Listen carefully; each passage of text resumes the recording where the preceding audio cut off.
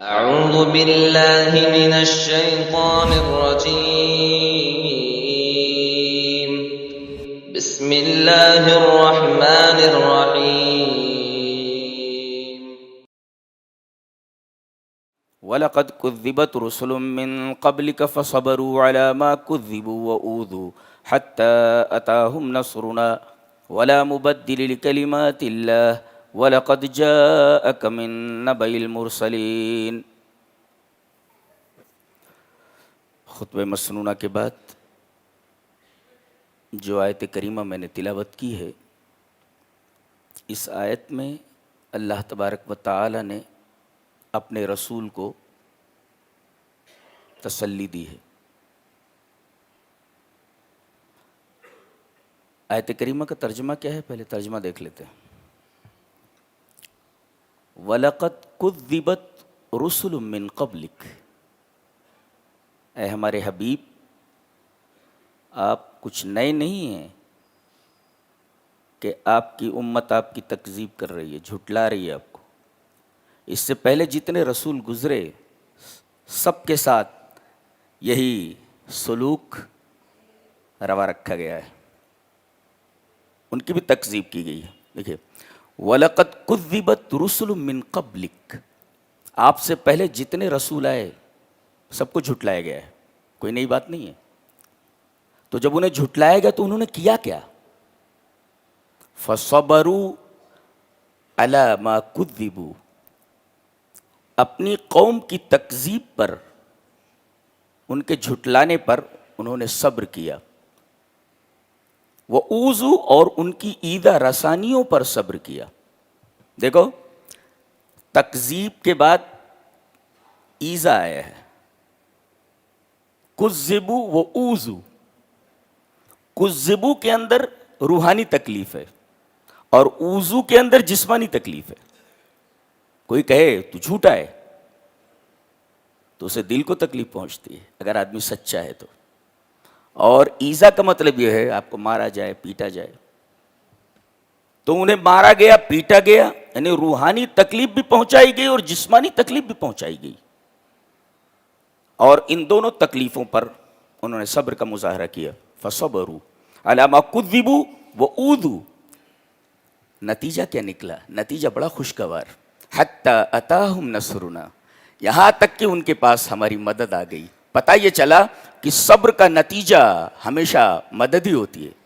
اب ایک سوال اٹھا، کیا کبھی ایسا ہوتا ہے کہ آدمی صبر کرے اور اللہ کی مدد نہ آئے، اس کا کوئی خوشگوار نتیجہ نہ نکلے؟ بولے ایسا نہیں ہوتا ہے۔ اس سوال کا جواب دیا گیا ہے، وَلَا مُبَدِّلَ لِكَلِمَاتِ اللَّهِ، اللہ کی باتیں بدلتی نہیں ہیں۔ اس نے لکھ دیا ہے کہ صبر کے بعد مدد آنے ہی والی، تو اس بات میں کوئی تبدیلی نہیں ہونے والی، مدد آنی ہے تو آئے گی۔ یہ اس سوال کا جواب تھا جو ذہن انسانی میں پیدا ہو سکتا تھا کہ صبر کے بعد مدد کبھی نہیں آتی ہے کیا؟ نہیں، ایسا نہیں ہوتا ہے۔ صبر کے بعد مدد ضرور آتی ہے، یہ اللہ کا وعدہ ہے، اور اللہ تبارک و تعالیٰ کے وعدہ بدلتا نہیں ہے، اللہ کی باتیں بدلتی نہیں ہیں۔ وَلَا مُبَدِّلَ لِكَلِمَاتِ اللَّهِ سے اس کا جواب دیا گیا، اور اس کے بعد ایک تاریخی شہادت پیش کی گئی کہ وہ تو آپ کے سامنے ہے۔ وَلَقَدْ جَاءَكَ مِن نَّبَإِ الْمُرْسَلِينَ، یہ ایک تاریخی شہادت ہے۔ کیا؟ آپ سے پہلے جتنے رسول آئے سب کو جھٹلایا گیا، سب کو ایذا دی گئی، لیکن آپ کو معلوم ہے ان کی خبریں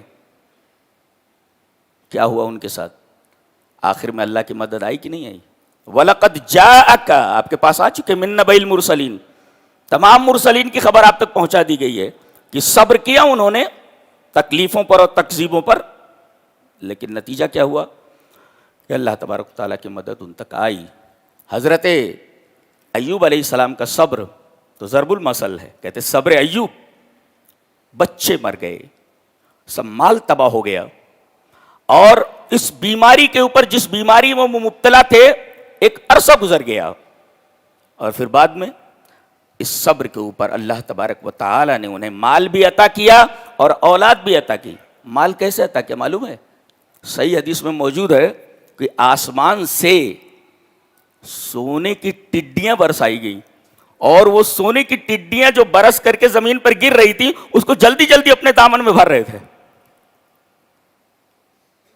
اللہ تبارک تعالیٰ پوچھتا ہے تم اتنے لالچی ہو, جلدی جلدی سونے کی ٹڈیوں کو اپنے دامن میں بھر رہے ہو. کہا کہ میرے رب تیری عطا اور تیری نعمت کے اوپر کون لالچ نہیں کرے گا. یہ حضرت ایوب. تو مال بھی اللہ نے انہیں عطا کیا, سونے کی ٹڈیاں برسائیں. اس سے بڑی کامیابی کیا ہو سکتی ہے؟ مال لے لیا تو سونے کی ٹڈیاں بھیجی, گھر بھر لے اپنا سونے سے, اور اولاد بھی عطا فرمائی. حضرت یوسف علیہ السلام کئی سالوں تک جیل میں رہے. کبھی کبھی سلسلہ یا آزمائش کا اور تکلیفوں کا کافی دراز ہوتا ہے. نتیجہ کیا ہوا؟ صبر کیا انہوں نے, 9-10 سال تک جیل میں رہے. نتیجہ کیا ہوا؟ مصر کے بادشاہ بنا دیے گئے, جیل سے اٹھائے گئے اور بادشاہت کے تخت پر بٹھا دیے گئے. یہ مثالیں ہمارے سامنے ہیں جن کی طرف اس ٹکڑے کے اندر اشارہ کیا گیا ہے. وَلَقَدْ جَاءَكَ مِن نَبَإِ الْمُرْسَلِينَ, اے ہمارے حبیب آپ کے پاس مرسلین کی خبر آ چکی ہے کہ اللہ نے ان کے صبر کے اوپر جو نتیجہ پیدا فرمایا وہ نتیجہ کس قدر خوشگوار اور کتنا پیارا نتیجہ تھا. تو صبر کا نتیجہ ہمیشہ بہترین ہوتا ہے. اللہ نے ایک جگہ ارشاد فرمایا وَبَشِّرِ الصَّابِرِينَ, آپ صبر کرنے والوں کو خوشخبری دے دیجئے. اب آدمی صبر کر رہا ہے, تکلیف میں مبتلا صبر کر رہا ہے, اب اللہ فرما رہا ہے ایسے صبر کرنے والے کو آپ خوشخبری دے دیں. خوش خبر, خوش خبر مانے اچھی خبر.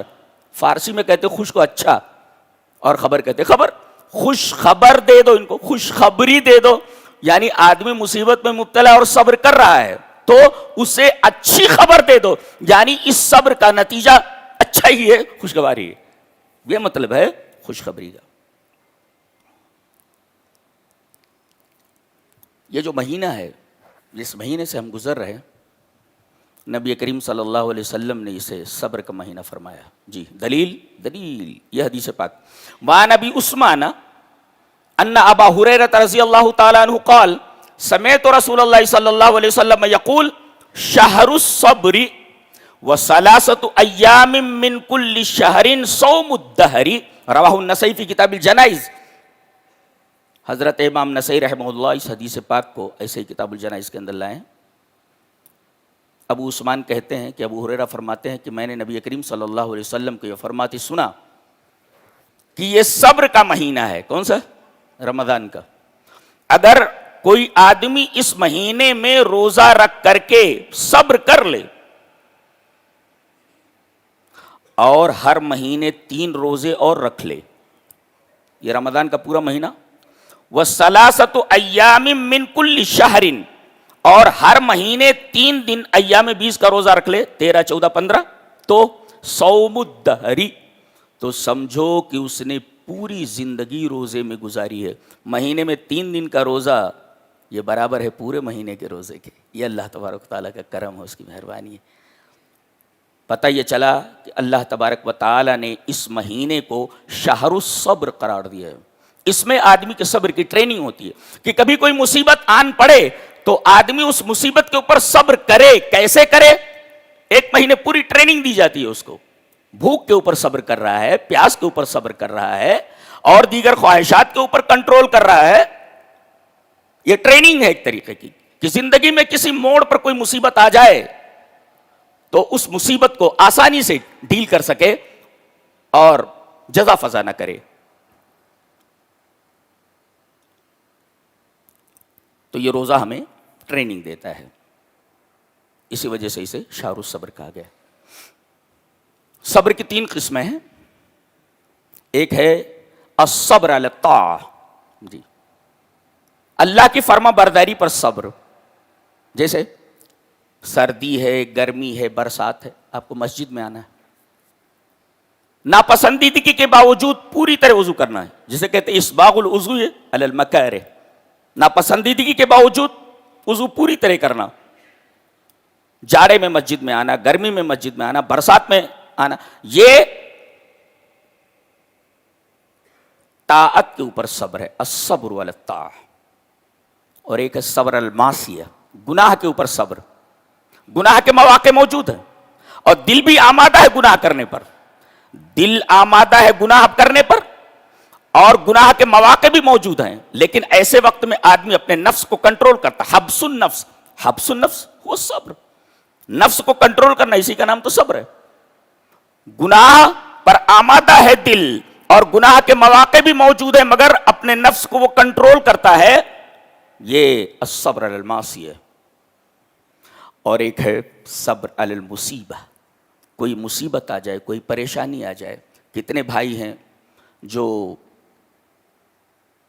ایسی بیماری میں مبتلا ہیں جو لا علاج ہے، پوری زندگی دوائیں کھاتے رہتے ہیں. کچھ بہنیں ایسی ہیں کوئی موذی مرض ان کو لاحق ہو گیا ہے لیکن وہ صبر کرتی ہیں. اللہ تبارک و تعالیٰ کا وعدہ ہے کہ صبر کرو، اس کا نتیجہ بہت ہی اچھا نکلنے والا ہے. صبر بہت بڑی نعمت ہے.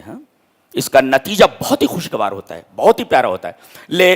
پتہ یہ چلا کہ جو لوگ تکلیفوں میں مبتلا ہیں، کسی مصیبت سے دوچار ہیں، وہ خوش ہو جائے کہ اللہ تبارک و تعالی ان کے اس صبر کا نتیجہ بہت ہی خوشگوار اور بہت ہی پیارا دینے والا ہے. ایک صحابی ہے، اللہ اکبر، میں تو حیران ہوں کہ عورت صرف نازک ہو کر کے اتنے زبردست صبر کا مظاہرہ کیسے کر سکتی ہے. مستحیل لگتا ہے، ناممکن لگتا ہے، امپاسبل دکھتا ہے. چلیے وہ حدیث پڑھ لیتے بولے. حدیث اس طرح: حدثنا سفیان بن عینۃ اخبرنا اسحاق بن عبد اللہ بن ابی طلحۃ انه سمع انس بن مالک رضی اللہ تعالی عنہ یقول اشتكى ابن لابی طلحۃ قال فمات وابو طلحة خارج فلما رات امراته انه قد مات حیأت شیئا ونحته فی جانب البیت فلما جاء ابو طلحة رضی اللہ تعالی عنہ قال کیف الغلام قالت هدأت نفسه وارجو ان يكون قد استراح وظن ابو طلحة انها صادقة قال فبات فلما اصبح اغتسل فلما اراد ان يخرج اعلمته انه قد مات فصلى مع النبي صلى الله عليه وسلم فأخبر النبي صلى الله عليه وسلم بما كان منهما فقال النبي صلى الله عليه وسلم لعل الله أن يبارك لكما في ليلتكما قال سفيان فقال رجل من الأنصار فقال رجل من الأنصار فرأيت لهما 9 أولاد کلہم قد قرأ القرآن رواہ البخاری فی کتاب الجنائز. ایک صفحے کے اوپر یہ پوری روایت تھی جو سند کے ساتھ میں نے آپ کے سامنے پیش کر دی ہے. یہ ایک مشکل کام ہے بہرحال. تو سند کے ساتھ پوری روایت آپ کے سامنے آ گئی. پتہ یہ چلا کہ بخاری میں ہے اور کہاں ہے؟ یہ کتاب الجنائز میں، چیپٹر جو جنائز کا ہے اس میں امام بخاری لائے ہیں. کہتے ہیں کہ حضرت ابو طلحہ رضی اللہ تعالیٰ عنہ ایک بڑے پیارے صحابی ہیں، بہت بہادر، بہت ہی ہینڈسم. تو ان کا ایک بچہ تھا، وہ بیمار ہو گیا. وہ اشتکا ابن لابی طلحۃ، ابو طلحہ کا ایک بچہ تھا، وہ بیمار تھا. دوائیاں چل رہی تھیں، یہ کہیں باہر گئے ہوئے تھے، بچہ مر گیا. قال فمات، مر گیا.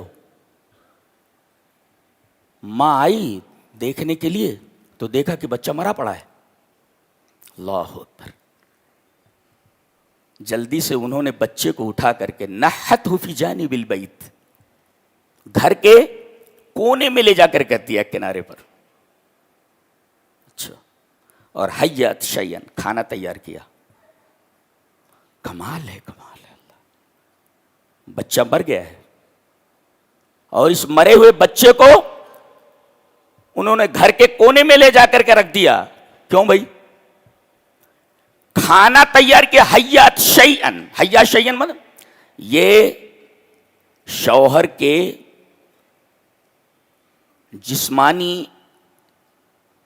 شوہر کی جسمانی خدمت ہے. بھوکا پیاسا آیا ہے، کھانا تیار ہونا چاہیے. حیات شیئن، ان کے جسم کے لیے، ان کے بدن کے لیے انہوں نے یہ کھانا تیار کیا. حیات شیئن. اور روحانی اذیت سے بچنے کے لیے روح کا سامان کیا کیا؟ بدن کا سامان تو کیا کہ کھانا تیار کر دیا. اور روح کا سامان کیا کیا کہ بچے کو سامنے نہ رکھ کر کے گھر کے ایک گوشے میں لے جا کر کے رکھ دینا، کیونکہ شوہر جیسے آیا اس کی نگاہ مرے ہوئے بچے پر پڑی تو شوہر کی کیا حالت ہوگی. تو اس کو ذہنی اور بدنی دونوں تکلیفوں سے بچانے کے لیے اس صحابیہ نے بڑا عجیب و غریب کام کیا. ایک تو کھانا تیار کیا، اور دوسرے کی بھوکا پیاسا آیا ہے، ابھی بچے کے بارے میں خبر مل گئی کہ مر گیا ہے تو اس کی بھوک مر جائے گی، باہر سے آیا ہے، اور بچے کے اوپر پہلی نظر اگر پڑ گئی تو اس کو روحانی تکلیف ہوگی. گویا کہ حیات نفسن، یہ بدن کے لیے، اور نحتہ فی جانب البیت، لڑکے کی لاش کو گھر کے کونے میں رکھ دینا، یہ اس کو ذہنی ٹینشن اور ذہنی تکلیف سے دور کرنا ہے. پتہ یہ چلا کہ عورت کا یہ فریضہ ہے کہ اپنے شوہر کے بدنی ضرورتوں کا بھی خیال رکھے اور اس کی روحانی ضرورتوں کا بھی خیال رکھے. بدنی طور پر کبھی تکلیف نہ ہونے دے اور روحانی طور پر ذہنی طور پر اسے کبھی تکلیف نہ پہنچائے. یہ اس حدیث پاک کے دونوں ٹکڑوں کا مفہوم ہے. حیات شیئن، بدنی تکلیف نہ دے، اور وَنَحَتْهُ فِي جَانِبِ الْبَيْتِ، اس کو ذہنی اور روحانی تکلیف میں مبتلا نہ کرے. ایک تیسرے، انہوں نے اپنے آپ کو سنوارا، تصنعت، کیا عورت ہے اللہ، اپنے آپ کو سنوارا، سنگار کیا انہوں نے، تاکہ شوہر کا اگر ان کی طرف میلان ہے خواہش پوری کرنے کا تو خواہش پوری کر لے. انہوں نے خواہش پوری کی اور سو گئے. ابھی انہوں نے بتایا نہیں. قال فبات فلما اصبح اغتسل، صبح ہوئی غسل کیا انہوں نے، غسل جنابت کیا. فلما اراد ان یخرج، جب باہر نکلنے کا ارادہ کیا، دیکھو گھر میں آتے انہوں نے پوچھا کہ بچہ کیسا ہے، کیف الغلام، بچہ کیسا ہے؟ تو انہوں نے کہا قد ہتات نفسہ، لڑکا آرام پا چکا ہے. جملہ دیکھیں آپ، کس یونیورسٹی میں پڑھاتے ہیں، کس کالج میں پڑھاتے ہیں، دیکھ رہے ہیں آپ. وہ پوچھ رہے کیف الغلام، بچے کی طبیعت کیسی ہے، کہہ رہی ہیں قد ہدأت نفسہ، اس کی روح کو سکون مل گیا ہے. ایک جملہ. دوسرا جملہ وَأَرْجُو أَن يَكُونَ قَدِ اسْتَرَاحَ، اور مجھے امید ہے کہ وہ آرام کر رہا ہوگا. حضرت ابو طلحہ کہتے ہیں کہ مجھے گمان یہ ہوا کہ یہ سچ بول رہی ہیں. پتہ یہ چلا کہ کسی ایسی بات سے اگر شوہر کو تکلیف ہو تو ضرورت کے وقت بیوی ایسا جملہ بول سکتی ہے جس کے دو معنی ہوں. ایک معنی وہ خود لے رہی ہو اور دوسرا معنی شوہر لے رہا ہو. یہ معنی لے رہی ہے کہ وہ مر چکا ہے، اس کی جان کو آرام پہنچ گیا ہے، اور شوہر یہ معنی لے رہا ہے کہ بچے کی طبیعت اچھی ہے. اللہ قد ہدأت نفسہ، کیا شریعت ہے ہماری، اللہ کیا کتنی پیاری حدیث ہے. جب جانے لگے کام پر، فلما اراد ان یخرج، تو عالمت، تب بتایا انہ قد مات، بچہ مر چکا ہے. برس پڑے، کہا کہ تجھے شرم نہیں آئی کہ بچے کی لاش گھر میں پڑی ہوئی ہے اور میں نے تیرے ساتھ خواہش پوری کی، بچے کی لاش پڑی ہوئی ہے، میں کھانا کھا رہا ہوں، تجھے شرم نہیں آئی؟ بہت غصے میں آ گئے اور بھاگے بھاگے نبی کریم صلی اللہ علیہ وسلم کے پاس آئے اور کہا کہ اللہ کے رسول ام سلیم کو دیکھیں آپ، کیسی حرکت کی ہے اس نے. کہا کہ کیا ہوا؟ کہا کہ بچہ مر چکا ہے اور رات میں نے اس کے ساتھ اپنی خواہش بھی پوری کی، کھانا بھی اس کے ساتھ کھایا، جبکہ بچہ اسی گھر میں مرا پڑا ہے. اللہ اکبر، مرا پڑا ہے. نبی کریم صلی اللہ علیہ وسلم نے بڑی تعریف فرمائی. حضرت ام سلیم اور ابو طلحہ دونوں کے لیے دعا فرمائی. کیا؟ لعل اللہ ان یبارک لکما فی لیلتکما، اللہ تبارک و تعالی یقیناً برکت دے گا تم دونوں کو تمہاری اس رات میں. اور اسی دن حمل ٹھہر گیا. اور جانتے ہیں کیسا بچہ پیدا ہوا؟ کہتے ہیں کہ وہ جو بچہ پیدا ہوا ایک سفر میں تھے یہ نبی کریم صلی اللہ علیہ وسلم کے ساتھ، اور جب سفر سے واپس ہوئے تو مدینہ کے بالکل قریب تھے. حضرت ام سلیم کو، جو ابو طلحہ کی بیوی ہیں، جن کا یہ کام، جن کا یہ واقعہ ہے، ان کو درد سے شروع ہوا. ابھی مدینہ میں پہنچے نہیں تھے، پہلے ہی درد سے شروع ہو گیا. ایسا لگتا تھا جیسے ڈیلیوری یہی ہو جائے گی. ابو طلحہ بہت پریشان ہو گئے. بہت پیار کرتے تھے ان سے، حضرت ام سلیم سے بہت پیار کرتے تھے. ابھی بتاؤں گا میں کہ ان دونوں کا معاملہ کیا تھا. تو کہا کہ کیا بات ہے، تکلیف ہو رہی ہے؟ کہا کہ نہیں، اس سے پہلے جتنے بچے پیدا ہوئے بڑی تکلیف ہوئی مجھے، لیکن اس بچے کی پیدائش کا احساس تو ہو رہا ہے لیکن مجھے کوئی تکلیف نہیں ہو رہی ہے. اللہ اکبر. یہ دیکھ رہے ہیں آپ صبر کا درد ذہ میں کتنی تکلیف ہوتی ہے. عورت موت اور حیات کی کشمکش میں ہوتی ہے لیکن یہاں یہ کہہ رہی ہے مجھے درد ذہ کی تکلیف ہی نہیں ہو رہی ہے. اللہ. یہ دیکھیں صبر کا نتیجہ. اور جب مدینہ پہنچ گئے فوراً ڈیلیوری ہوئی. کہا کہ دیکھو میں ابھی اس کو دودھ نہیں پلاؤں گی اور نہ کوئی اس کو دودھ پلائے. حضرت انس سے کہا جو پہلے شوہر سے ہیں، گویا کہ یہ جو بچہ پیدا ہوا ہے ان کا اخل ام ہے، ماں شریک بھائی ہے. کہا کہ اپنے اس ماں شریک بھائی کو لے جاؤ نبی کریم صلی اللہ علیہ وسلم کے پاس تاکہ وہ تحنیک کریں. تحنیک کا مطلب یہ کہ کھجور اپنے منہ میں ڈال کر کے اسے اپنے لعاب سے تر کیا جائے اور بچے کے منہ میں ڈال دیا جائے. تو یہ بچہ اس کے منہ میں سب سے پہلے جو چیز پڑی وہ جناب محمد رسول اللہ صلی اللہ علیہ وسلم کا لعاب دہن ہے. جانتے ہیں اس لعاب دہن کا فائدہ کیا ہوا؟ یہ واحد بچہ ہے جس کی 9 اولادیں ہوئیں. اس کا نام عبداللہ رکھا گیا. ایک نکتہ اور ملا کہ بچہ جب پیدا ہو تو صالح بنانے کی کوشش کی جائے. ہم ڈاکٹر بنانے کی کوشش کرتے ہیں، انجینئر بنانے کی کوشش کرتے ہیں، سائنٹسٹ بنانے کی کوشش کرتے ہیں. کبھی ہم نے یہ تمنا کی کہ ہمارا لڑکا نیک بنے، اچھا بنے، اللہ والا بنے؟ دیکھو یہ اللہ والا بنانا چاہتی ہیں. فوراً نبی کے پاس بھیجا. نبی نے تحنیک فرمائی. سب سے پہلے ان کے پیٹ میں جناب محمد رسول اللہ صلی اللہ علیہ وسلم کا لعاب دہن ہوا.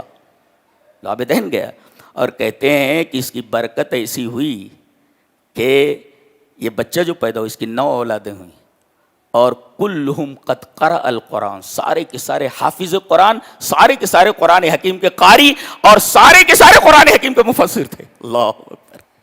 کلہم قد قرأ القرآن. سارے کے سارے قاری قرآن تھے. 9 اولاد اس بچے کی اور اس کا نام عبداللہ رکھا گیا. کتنا پیارا نام ہے، اللہ کا بندہ.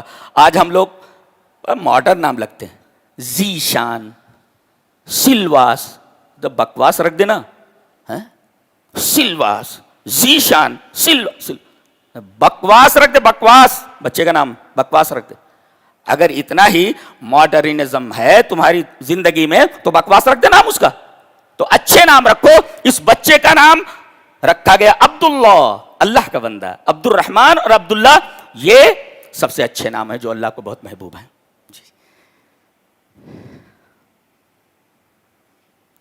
کہتے ہیں کہ حضرت ابو طلحہ ان کو بہت پسند کرتے تھے، ام سلیم کو. جی بہت پیاری تھیں، بہت اچھی تھیں. ان کے اخلاق و عادات کی خوبصورتی. حضرت انس جو ان کے بیٹے ہیں پہلے شوہر سے، ان کی روایت دیکھیں. حدیث اس طرح. وعن انس رضی اللہ تعالی عنہ قال خطب ابو طلحہ ام سلیم فقالت واللہ ما مثلک یا ابا طلحة يرد ولكنك رجل كافر وانا امرأة مسلمة ولا يحل لي ان اتزوجك فان تسلم فذاك مہری وما اسألك غيره فاسلم فكان ذلك مہرها. قال ثابت فما سمعت بامرأة قط كانت اکرم محرم من ام سلیم الاسلام فدخل بها فولدت له. رواہ النسائی فی کتاب النکاح. حضرت امام نسائی رحمہ اللہ اس حدیث کو کتاب النکاح کے اندر لائے. حضرت انس فرماتے ہیں ان کے بیٹے جو پہلے شوہر سے ہیں، کہتے ہیں کہ حضرت ابو طلحہ نے ام سلیم کو پیغام نکاح دیا، کہا کہ میں تم سے شادی کرنا چاہتا ہوں. جانتے ہیں حضرت ام سلیم نے کیا کہا؟ واللہ ما مثلک یا ابا طلحة یرد. تم جیسے نوجوان کی شادی سے کون لڑکی انکار کر سکتی ہے؟ ما مثلک یا ابا طلحة یرد. بہت بڑے بہادر ہیں، خوبصورت ہیں، پیسے والے ہیں، سب ساری چیزیں، لیکن میں تم سے شادی نہیں کر سکتی. تمام خوبیاں تمہارے اندر ہیں لیکن میں تم سے شادی نہیں کر سکتی. تم بہت اچھے نوجوان ہو، ساری خوبیاں تمہارے اندر ہیں، لیکن میں تم سے شادی نہیں کر سکتی. کیوں؟ وَلَكِنَّكَ رَجُلٌ کافر. اس لیے کہ تم کافر آدمی ہو. تو مسلمان لڑکیاں کافر کو لے کر کے بھاگ جاتی ہیں. اللہ. وَلَكِنَّكَ اس لیے کہ ان کی زندگی میں دین نہیں ہے. اچھا یہ بھاگ جاتی ہے لے کر کے کافروں کو، غیر مسلموں کو. وجہ کیا ہے؟ حدیث میں اسی حدیث میں بتایا گیا. وَلَكِنَّكَ رَجُلٌ کافر. میں تم سے شادی نہیں کر سکتی اگرچہ تمہارے اندر تمام محاسن، تمام خوبیاں ہیں. کیوں؟ लाकिन्नक रजुलुन काफिर व अना इमरातुम मुस्लिमा, मैं मुसलमान औरत हूं, गोया कि कुफ्र की ऐन जिद इस्लाम में, वाना इमरातुम मुस्लिमा, मैं मुसलमान औरत हूं, वला यहिल्लु ली अन अतज़व्वजका, मैं चूंकि मुसलमान औरत हूं लिहाजा मेरे लिए जायज नहीं है कि मैं तुमसे शादी करूं, लेकिन एक मशवरा दूंगी, शादी करना चाहे तो बोले हाँ तेरे से शादी करना चाहता, ताकि फ़इन तुस्लिम फ़दका महरी, अगर तुम इस्लाम ले आओ तो यही इस्लाम ही मेरा महर होगा, मैं तुमसे कुछ नहीं चाहती, वमा अस्अलुका गैरहु, यही इस्लाम ही मेरी महर होगी।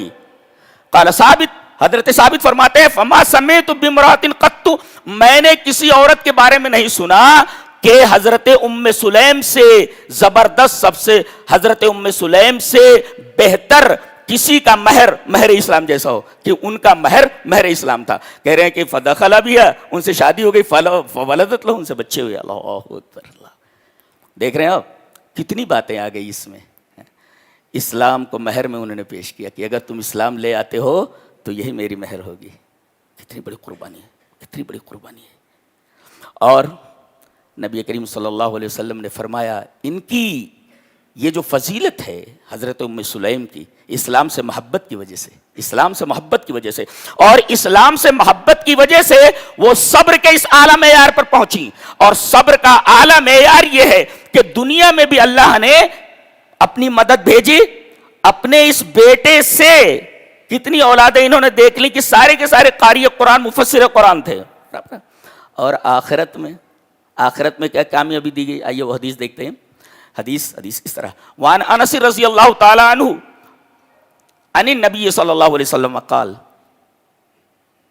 दखलतुल जन्नत फसमिअतु खशफतन फक़ुल्तु मन हाज़ा क़ालू हाज़िहिल गुमैसाउ बिन्तु मिल्हाना उम्मु अनस इब्न मालिक रज़ियल्लाहु ताला अन्हु, रवाहु मुस्लिम फी किताबिल फ़ज़ाइल। हज़रत इमाम मुस्लिम रहमहुल्लाह इस हदीस पाक को ऐसे ही मुस्लिम शरीफ किताबुल फ़ज़ाइल के अंदर लाए। रावी खुद हज़रत उम्मे सुलैम के बेटे हज़रत अनस रज़ियल्लाहु ताला अन्हु, वो फरमाते हैं कि नबी करीम सल्लल्लाहु अलैहि वसल्लम ने इरशाद फरमाया कि मैं मेराज में जब जन्नत में पहुंचा, मैं जन्नत में दाखिल हुआ, दखलतुल जन्नता, मैं जन्नत के अंदर गया, जन्नत के अंदर दाखिल हुआ तो मैंने अपने आगे फसमे तो खशफतन, खशफा सौत हरकतिल मशी, किसी के चलने की आवाज सुनी। खशफा किसे कहते हैं, किसी के चलने की आवाज, जैसे चप्पल पहन करके कोई चल रहा हो तो उसे कहते हैं खशफा। सौतु हरकतिल मशी, किसी के चलने की हरकत की आवाज कि कोई आगे चल रहा है। आपने आपके साथ जो हजरत जिब्रील हैं और दीगर फरिश्ते हैं उनसे पूछा कौन है ये कौन है ये जिसकी आवाज जन्नत में आगे आगे आ रही है। कहा हादिल गुमैसा, ये गुमैसा, इनका नाम गुमैसा है और ये मिल्हान की बेटी है और हजरत अनस इब्न मालिक रज़ी अल्लाह ताला अन्हु की माँ है। ये इनका नाम गुमैसा है, यह मिल्हान की बेटी है और अनस इब्न मालिक रज़ी अल्लाह ताला अन्हु की माँ है। ये इनके चप्पल की आवाज, इनकी जूतियों की आवाज जन्नत में आगे आगे आ रही है। अल्लाह तबारक व तआला ने इस औरत को कितना बड़ा मकाम अता फरमाया। अल्लाह सब्र देखें, हैरत होती है कि बच्चा मरा हुआ हो और शौहर को जहनी कोफ्त न पहुंचे, बदनी तकलीफ ना हो, खाना बना रही हैं, खाना खिला रही हैं, बच्चे की लाश को घर में एक कोने में कर दिया, गहरी तकलीफ ना हो। औरत ने कैसे बर्दाश्त किया होगा, अंदाजा लगाइए। इससे नुक्ता मिला कि इज़हा ईसारु रेज़ा ज़ौज अला हुज़्निही, औरत के सब्र की इंतहा वहां हो जाती है जहां औरत अपने शौहर की खुशनूदी को तरजीह दे अपने गम के ऊपर। मां खुद गम में डूबी हुई है, बच्चा मरा हुआ पड़ा है, लेकिन अपने शौहर की खुशनूदी को उसने अपने गम के ऊपर प्रीफर किया, उसको तरजीह दी। इसको कहते हैं औरत। अब इस तनाजुर में और हजरत उम्मे सुलैम रजी अल्लाह ताला अन्हा के इस वाक़े के अंदर हमारी माएँ और बहनें अपनी शक्ल देखें, अपने आदात देखें, अपने अखलाक देखें, अपनी सलूकियात का मुलाहजा करें कि हम कहां पर खड़ी हुई हैं। इसी वजह से हमारे घरों में बरकत नहीं है, इसलिए कि हमारी औरतों को इस्लाम प्यारा नहीं है, उनको दुनिया प्यारी है। जब तुमको इस्लाम प्यारा नहीं है तो तुम्हारे घरों में खलफशार नहीं पैदा होगा, फसाद नहीं होगा और दुनिया भर के तनाव नहीं पैदा होंगे, तो और क्या पैदा होगा। اسلام لاؤ تاکہ تمہارے گھر میں سلم پیدا ہو. ساری خرابیاں اس وجہ سے ہمارے گھروں میں ہے کہ ان گھروں کے اندر اسلام نہیں ہے, اسلام سے محبت نہیں ہے. اگر اسلام سے محبت ہو جائے تو ایک عورت بھی صبر کا ایسا اعلیٰ مظاہرہ کر سکتی ہے جیسا کہ اس حدیث میں بیان کیا گیا. حیرت ہوتی ہے کہ کوئی عورت ایسا کیسے کر سکتی ہے. اللہ اکبر. اللہ ہم سب کو توفیق دے کہ ہم اچھے انسان بنیں, جی ابو طلحہ کی طرح بنیں اور ہماری ماں ام سلیم کی طرح بنیں. وآخر دعوانا الحمدللہ رب العالمین.